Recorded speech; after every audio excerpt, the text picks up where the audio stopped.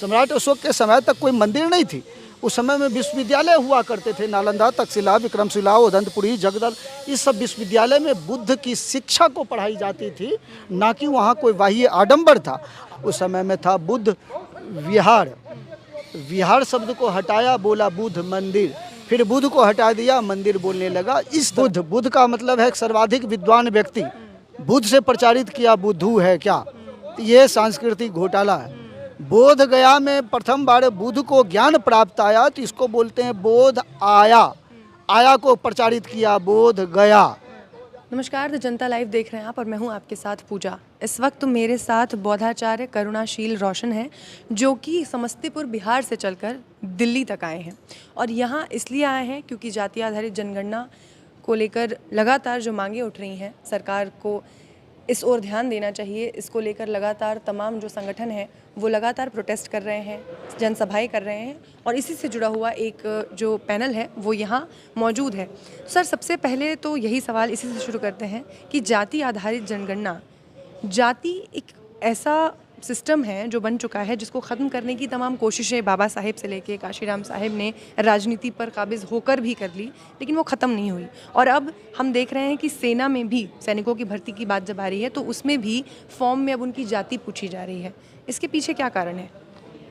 सर्वप्रथम मैं ये कहना चाहता हूँ, शोषित और शोषक वर्ग, जो शोषित है वही लोग जाति को ख़त्म करना नहीं चाहते हैं।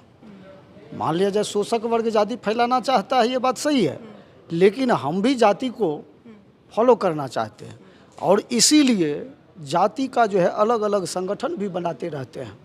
और जाति ही नहीं, पार्टी का भी जब संगठन हम बनाते हैं तो उस पार्टी के संगठन को भी हम जातीय रूप में ही देते हैं।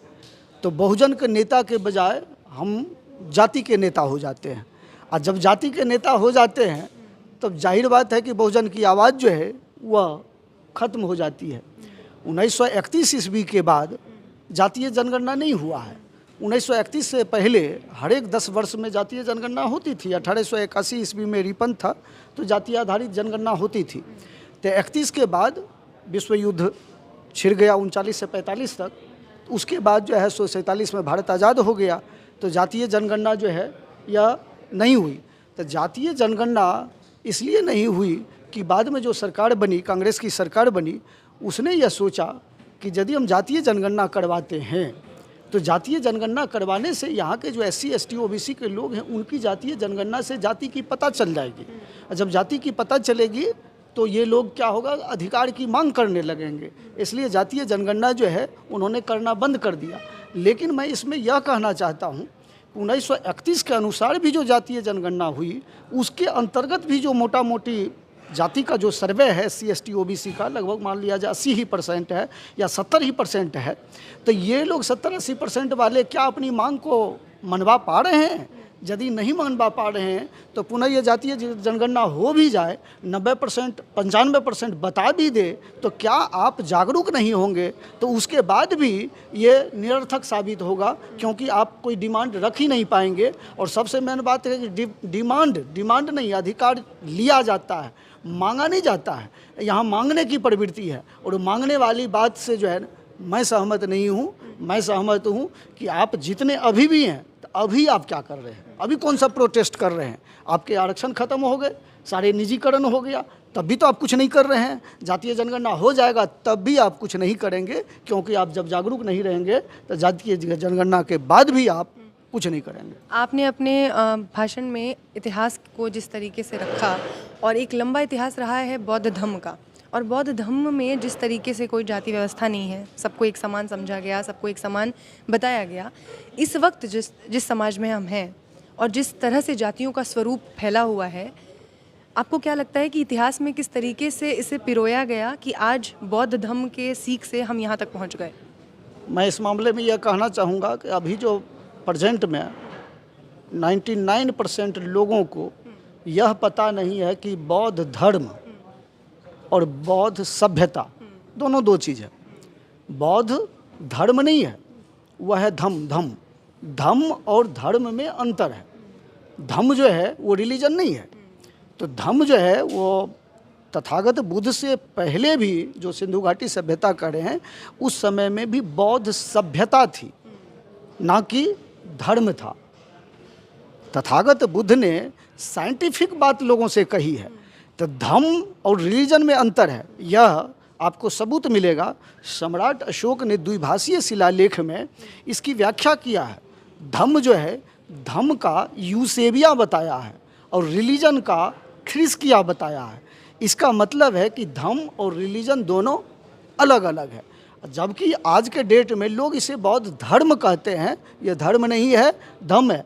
यह बात यहाँ के जो लोग हैं, यहाँ के जो नागरिक हैं, उनको इस बात की जानकारी के लिए विस्तार पूर्वक जो है ना जागरूक करने का जब तक अभियान नहीं चलाया जाएगा, तब तक ये धम्म और धर्म को एक ही समझेंगे। और जब धर्म को समझेंगे तब ये जो जातीय जो व्यवस्था है वो खात्मा नहीं होगा।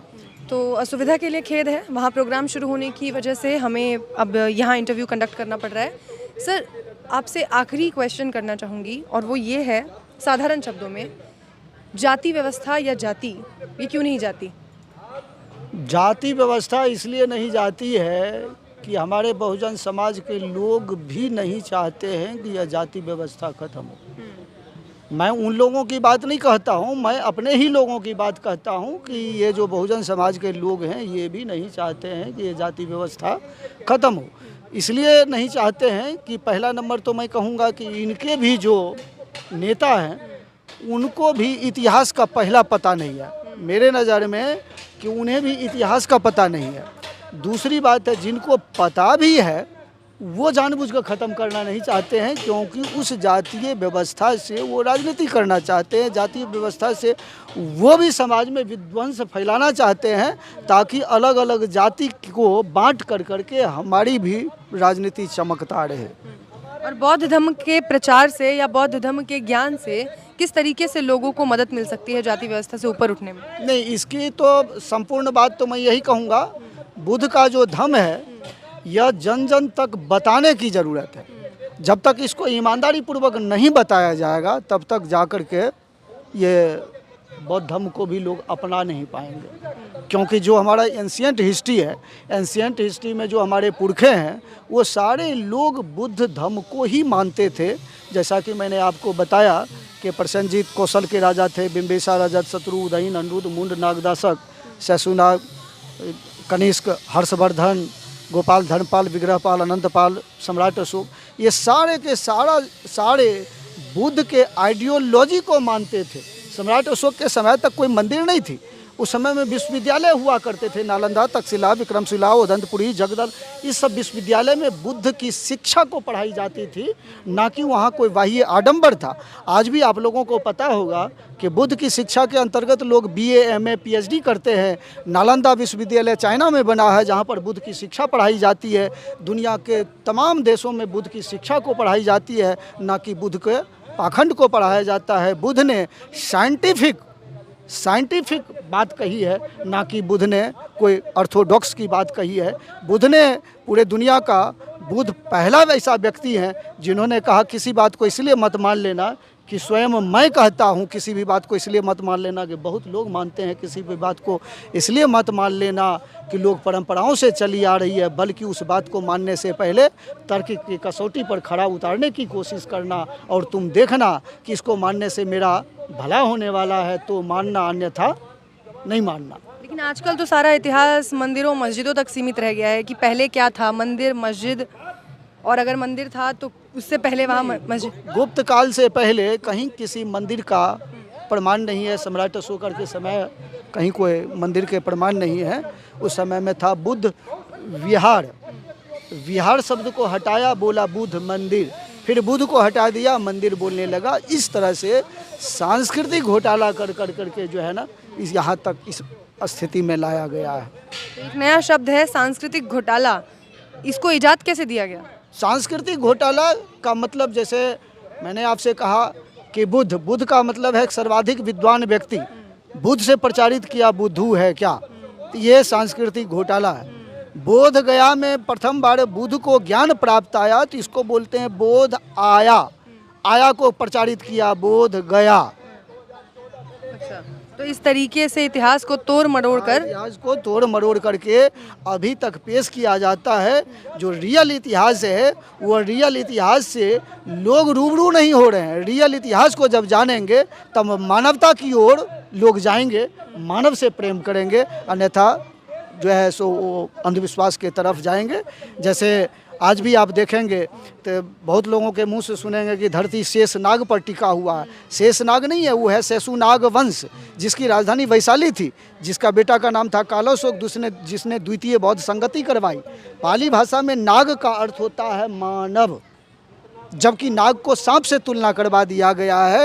ये नाग से ही आप प्रस्तावना में देखेंगे नागरिक शब्द लिखा हुआ है। नाग से नागरिक शब्द लिखा हुआ है, मनुष्य शब्द नहीं है लिखा हुआ, या आदमी शब्द नहीं लिखा हुआ है, नागरिक शब्द लिखा हुआ है। नाग वंश से नागरिक शब्द है।